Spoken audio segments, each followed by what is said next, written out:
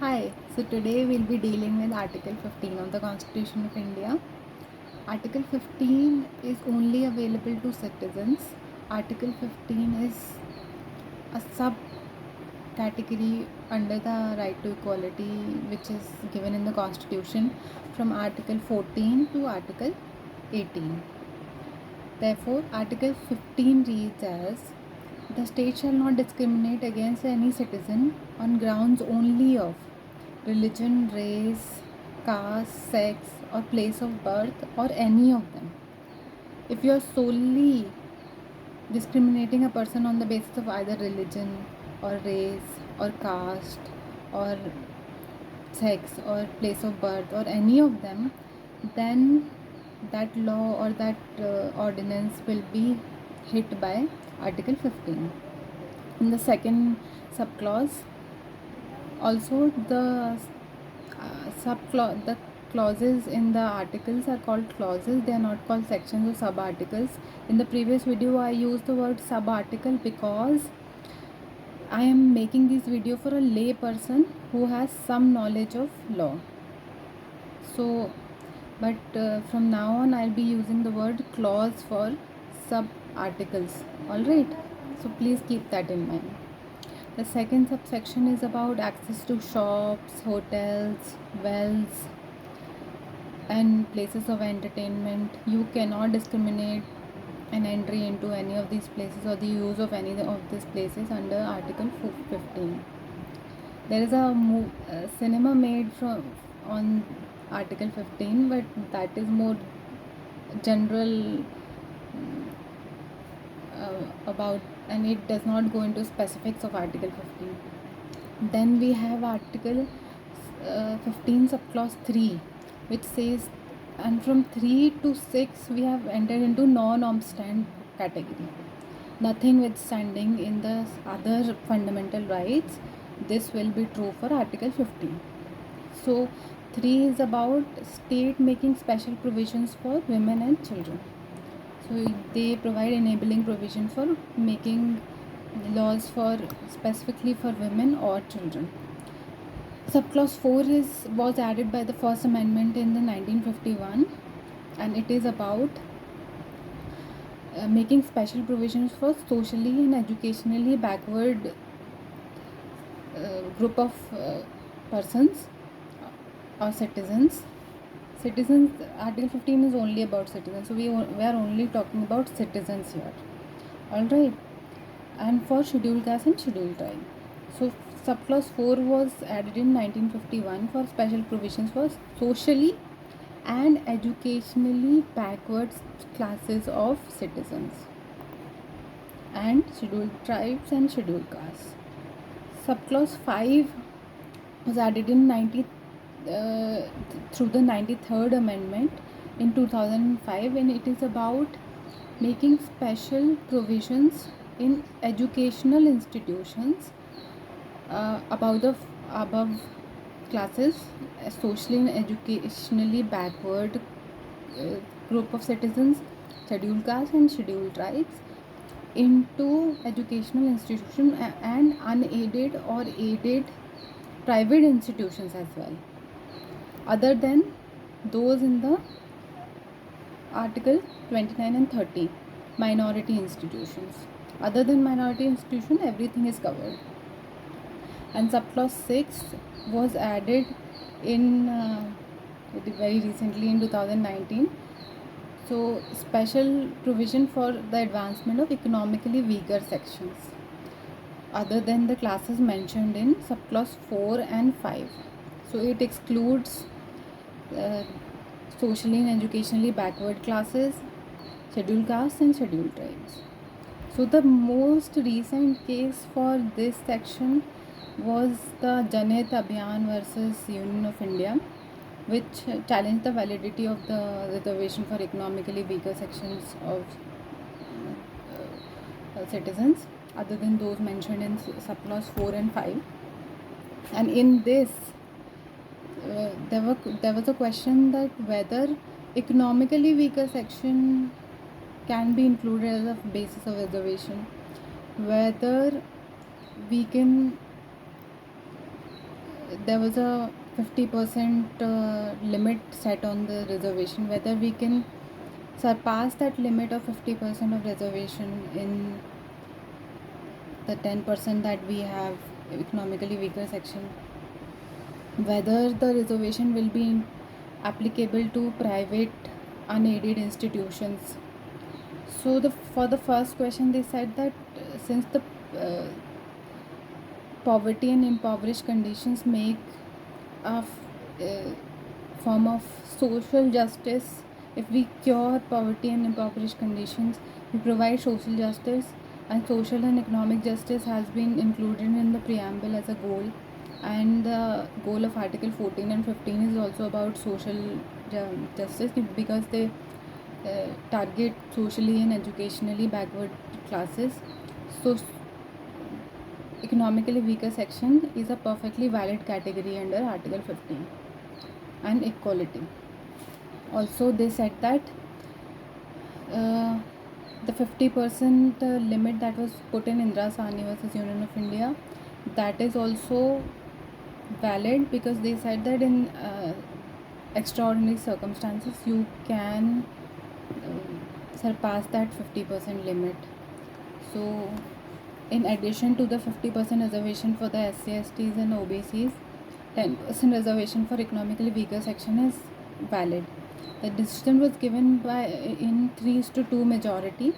3 judges said that the EWS reservation is constitutional, and 2 said that it is not constitutional because there was exclusion of other backward classes and SCs and STs from it.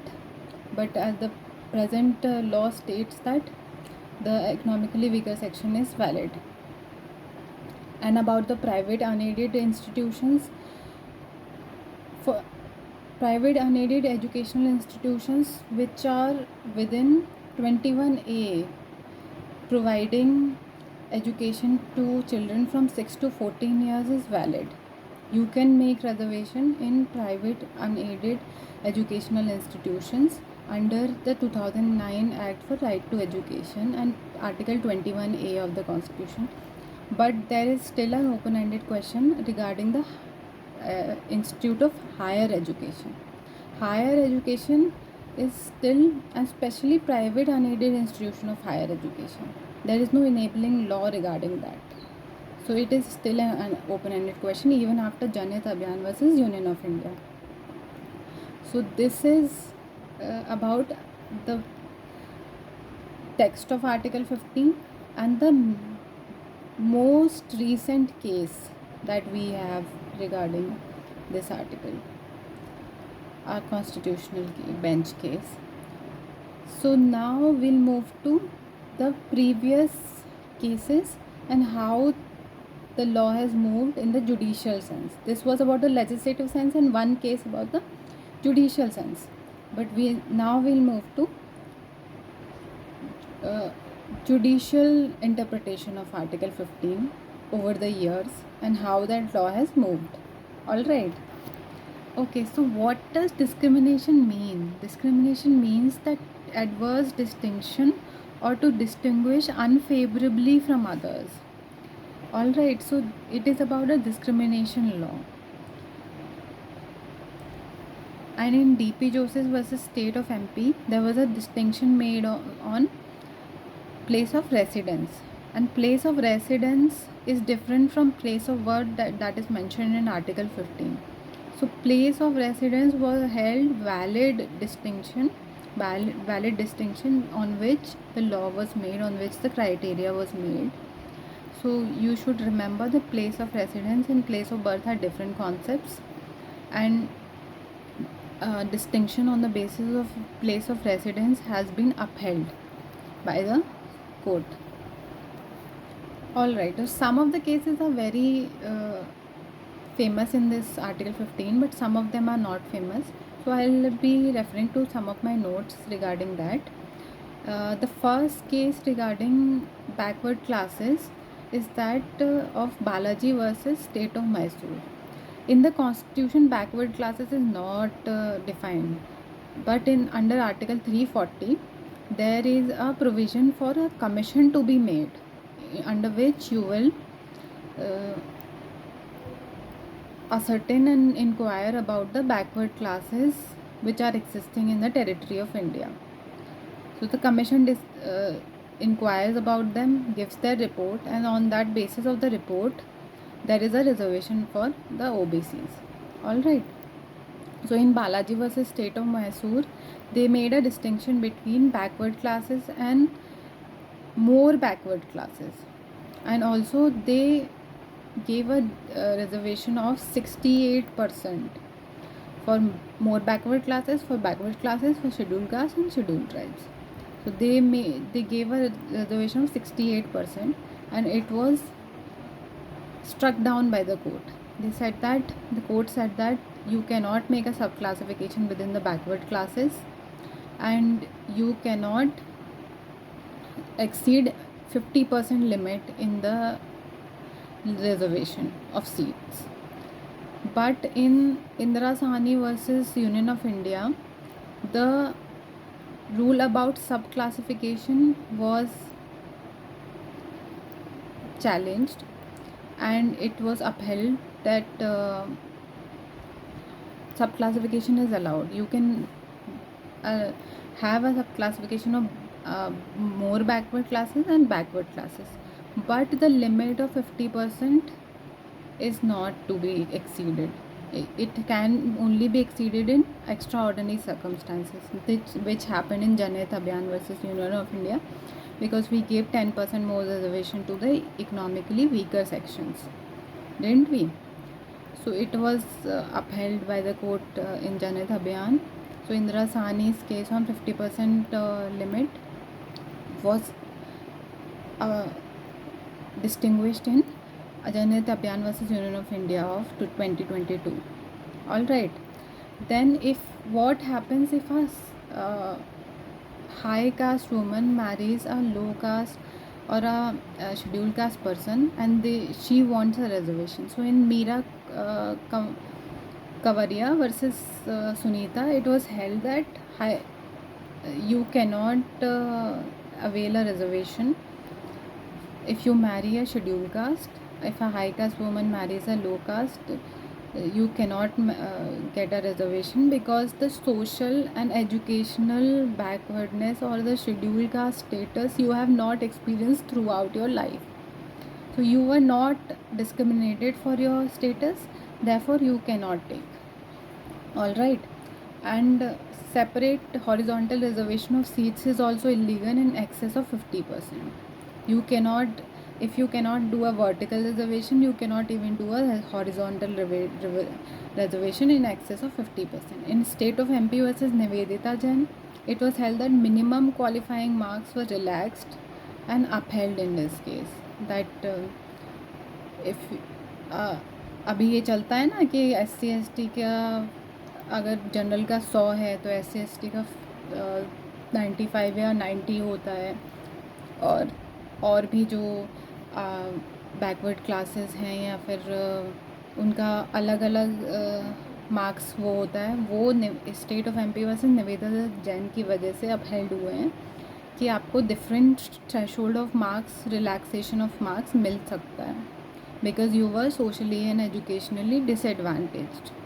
You were socially and educationally not at par with the pool of merit.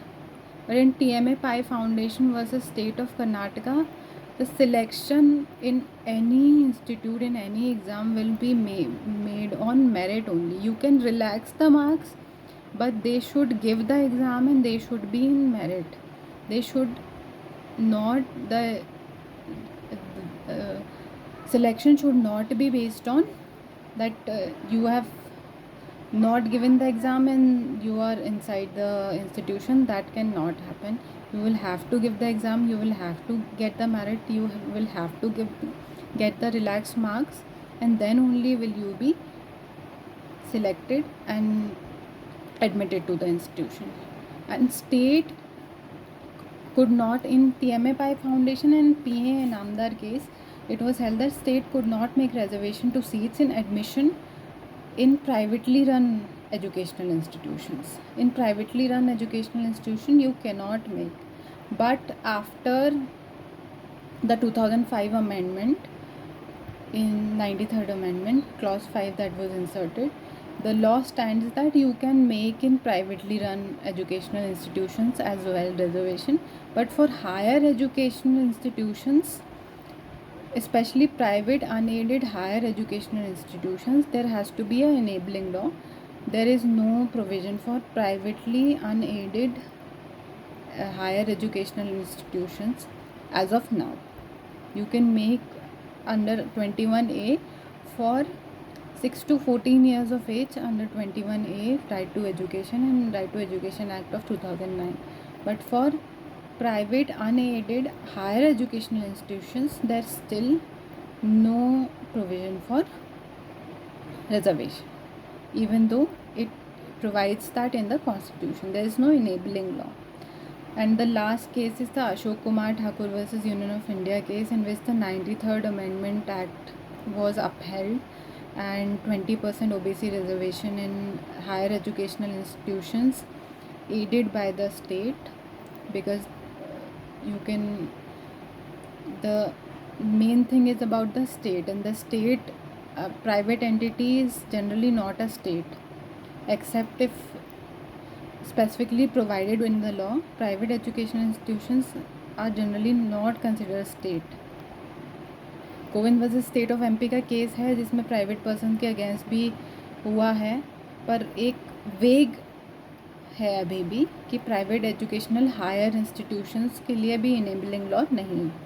तो अशोक कुमार ठाकुर में 27% का जो reservation है OBCs के लिए वो upheld हुआ था, जो हायर एजुकेशनल इंस्टीट्यूशन के लिए भी वैलिड है, जैसे लाइक IITs एंड IIMs. तो आज हमने आर्टिकल 15 पढ़ा और समानता के अधिकार का जो नागरिकों के लिए है उसके लिए पढ़ा कि महिलाओं, बच्चों और पिछड़ा वर्ग और शेड्यूल कास्ट और शेड्यूल ट्राइब के लिए कैसे के लॉज बनते हैं, अगर बनते हैं, और उनका शैक्षणिक संस्थानों में उनके एडमिशन के लिए कैसे लॉ डेवलप हुआ है, और इकोनॉमिकली वीकर सेक्शंस के लिए कैसे लॉ 2019 में बना और 2022 में उसे कोर्ट ने भी अपहेल्ड किया है.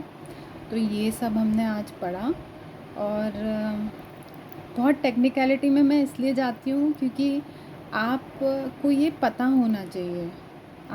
संविधान सभी लोगों को पता होना चाहिए. संविधान ऐसी चीज़ है जो सभी लोगों को पता होनी चाहिए और उसके टेक्निकलिटी भी पता होनी चाहिए. मुझे तो ये लगता है, मैं ये मानती हूँ. तो आप सभी लोग ये वीडियो देखें और इसको पढ़ें.